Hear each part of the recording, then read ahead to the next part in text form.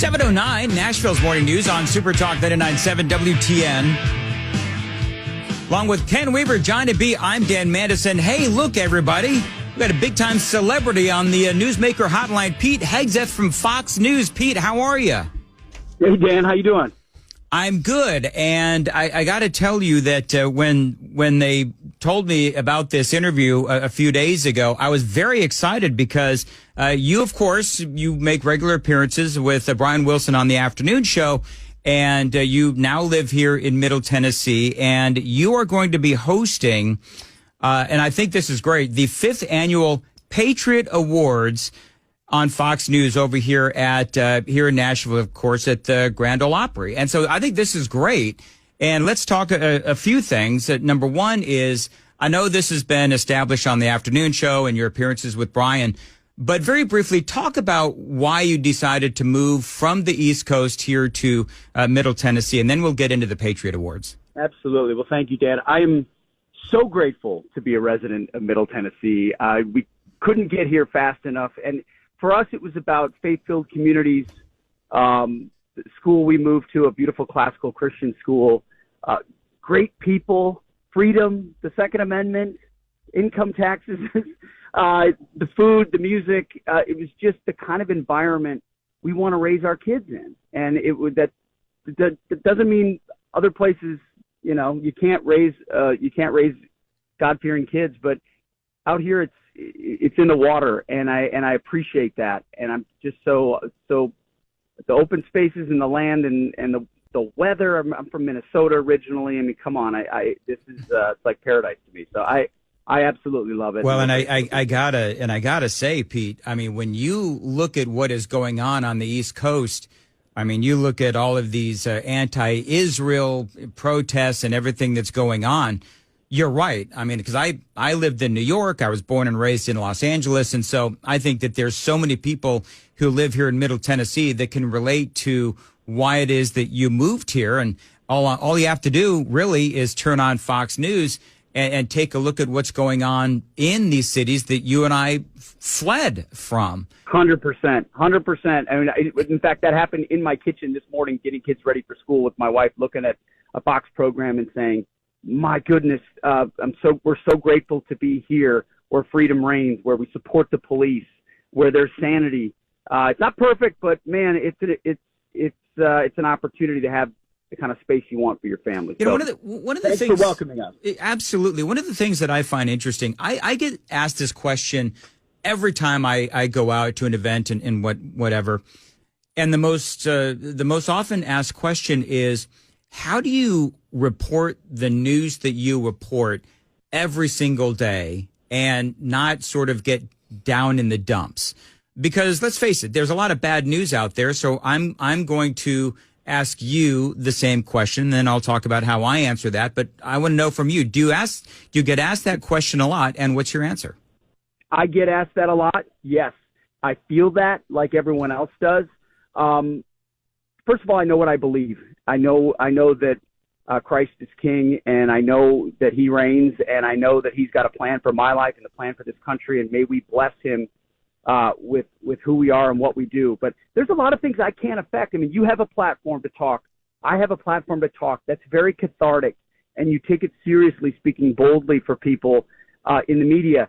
But ultimately, can we really affect the outcome of a lot of things? No. So I turn inward to my family and my church and my school and my community and my kids, and I say, these are things I can pour into and that I can affect that have generational change on not just my family and their souls, but on the community and in the country. Because if we're just worrying about everything else, then yeah, it'll drive you nuts.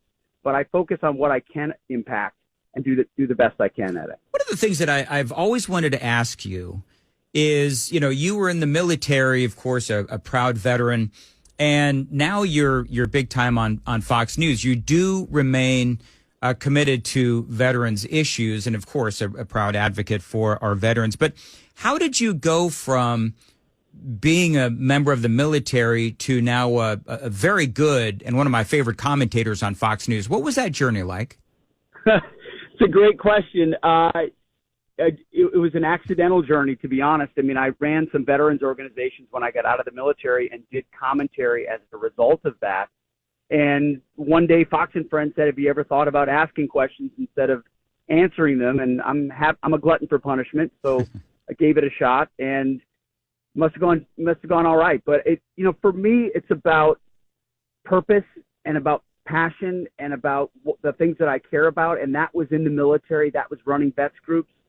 And now Fox gives me an opportunity to continue I see it as a form of service. We're in the business of information warfare, and we've got to be better at it than the other guys in speaking truth and speaking boldly.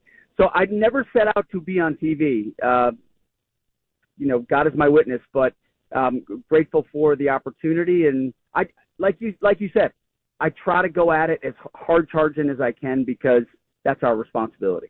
Peter, one of the questions I also wanted to ask you, of course, as we just mentioned, you are a veteran. We also know that we don't have a lot of younger adults joining our military, and there's a number of different reasons for that, I think. But what do you think are the top one or two reasons why we're seeing a lot fewer of our young adults join the military these days? You're right. There are a number of reasons, but the glaring difference is the change in the generational commitment. Most members of the military are from military families, and you've got people getting out of the military questioning whether they would want their kids in that very same military, which automatically cuts down the pipeline because they see a distraction in the Pentagon from warfighting. It's become a social engineering experiment under Obama and now Biden, and people don't want their kids in units that aren't 100% based on merit training and focused on readiness. And if you wanted a woke, 21-year-old, you can send them to college. You don't need to send them to the 101st Airborne for that. And so until that is reversed by a commander-in-chief, that's not going to change. And that's actually what my next book is about, is not how the military went woke, but how it allowed itself to go woke. How did our general class permit this type of tinkering by people that know nothing of combat, know nothing of how to build a lethal force? So it's we have a lot of kids that are out of shape, can't meet the basic standards. That's all true. But with inflation where it's at and everything in the world, we should have a full ranks of our military, and we don't, because people are smart and they see when an institution they revere is being dismantled, unfortunately, from within. So I think that's part of what the 5th Annual Patriot Awards is all about. Let's talk a little bit about what this event is going to be like, what's going to be there, what can people look forward to, and how can they see it? Well, Dan, it's so cool you guys have tickets to give out, because I think your audience will love it. It's 7 p.m. tomorrow night, Grand Ole Opry House. I'll be there, but Jesse Waters will be there, Laura Ingraham, Sean Hannity, the whole cast of Fox and Friends, the cast of The Five. They're doing live shows from there. So it's not just an event, it's an experience. But the cool thing is, it's not about us. It's not about the Fox host. It's about shining the spotlight on people who never sought the spotlight. This is a real award show, not an award show for actors who play heroes. This is for real heroes in everyday life, in law enforcement, vets, young patriots, others who love the country and deserve to be celebrated. Because as a culture, what we celebrate is a reflection of what we value. And we spend so much time holding up celebrities or athletes. This is an event that'll warm your heart. It'll bring a tear to your eye. It'll remind you why America is such a special place. Yes, we're frustrated. Yes, we're on the wrong track. But, man, there are a lot of great patriots out there who do amazing things. And the Patriot Awards exists to highlight them. So I would encourage your viewers to call in for those tickets, or also go to foxnation.com/Patriot Awards. It's our 5th annual. It's an amazing show. You will not regret coming out tomorrow night at 7 p.m. I hope people do. One of the things, Pete, as we wrap this up, I know your time is limited, but one of the things that I find gives me hope is that every day you and I, we talk about the ills of America. We talk about the Rashida Tlaibs out there and all the things that Joe Biden is doing, funding Iran through Hamas and so forth.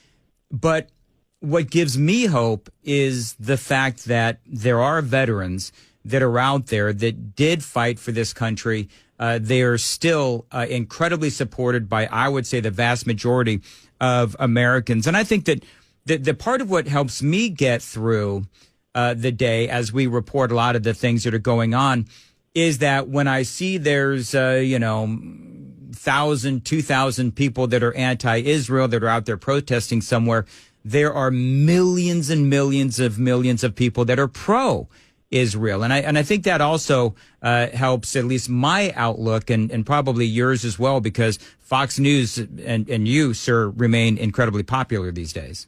Well, amen. I think there's a silent majority out there. You saw it on the National Mall yesterday, where you had hundreds of thousands of supporters of the state of Israel waving not just Israeli flags, but American flags together in solidarity.